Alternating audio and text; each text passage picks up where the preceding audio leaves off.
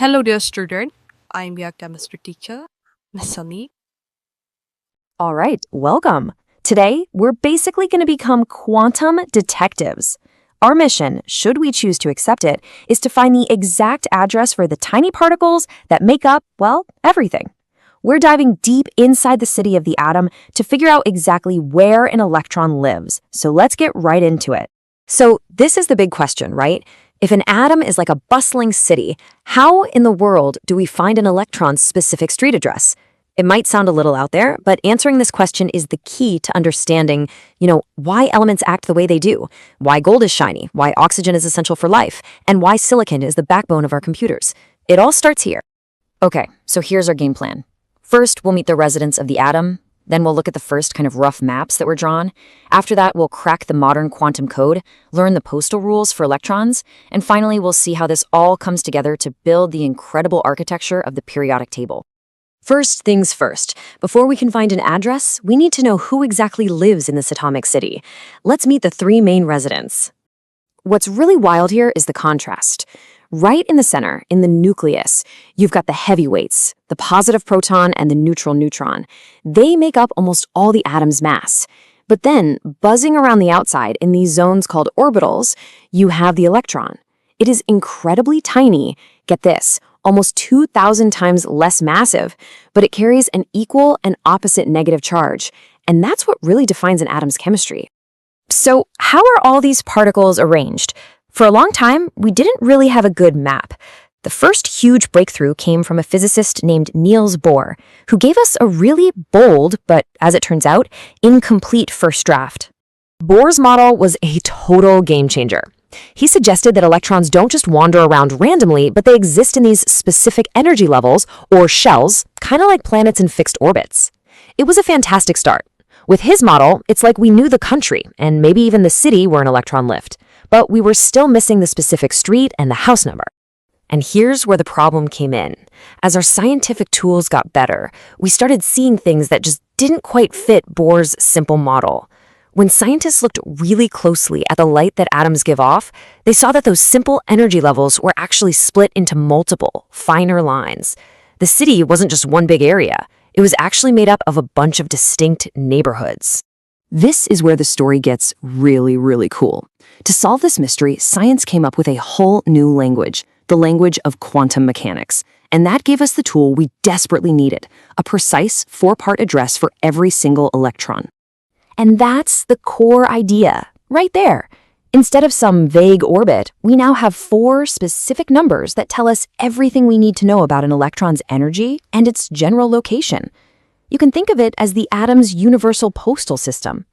Let's break this down. First up, the principal quantum number, n. That's the main energy shell. Think of this as the state, like California or Texas. Next, the azimuthal number, L, which tells us the shape of the orbital. This is the city within the state. You've got your spherical S cities, your dumbbell-shaped P cities, and so on. Then the magnetic number, M, gives the orientation in space. That's the street. And finally, the spin number S is the house number.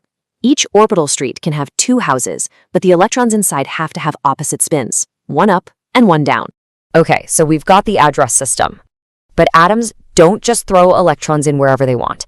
There's a very specific order to it, a set of rules that act like the official postal service of the atom, making sure every electron gets sorted into exactly the right place. The first and most important rule is the Aufbau principle. You can just think of this as the lazy tenant rule. Electrons will always fill the lowest energy orbitals available first. This diagram here shows the order. You start at the very top with 1s, then you go to 2s, then you follow the arrow to 2p, then 3s, then 3p to 4s. You see how it works? You just follow that diagonal path.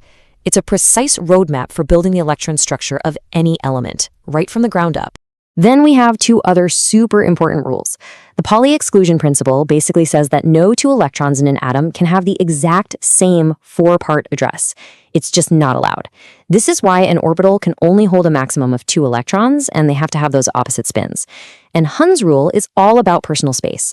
Electrons will spread out and occupy empty orbitals in the same subshell first, before they're forced to pair up. It's kind of like people on a bus. They'll almost always take an empty seat before sitting right next to a stranger. So we've got the particles, we've got the addresses, and we've got the rules. What's the payoff? Why does this all matter? Well, it's huge. This quantum address system isn't just some abstract theory, it's the actual architectural blueprint that explains the entire structure and logic of the periodic table. Let's look at a couple of examples. First, atomic radius. This is pretty simple. It's just a measure of how big an atom is, from its center all the way to its outermost cloud of electrons.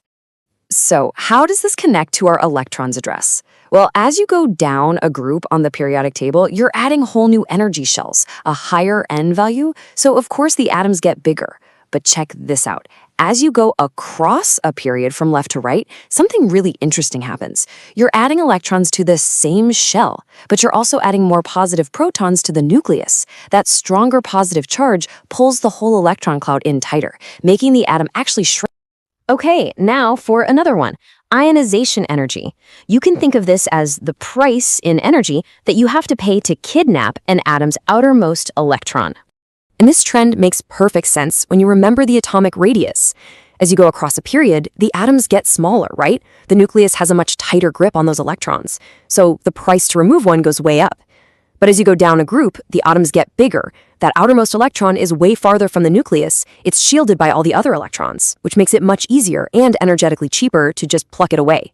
This is why the elements on the far right, the noble gases, are so stable.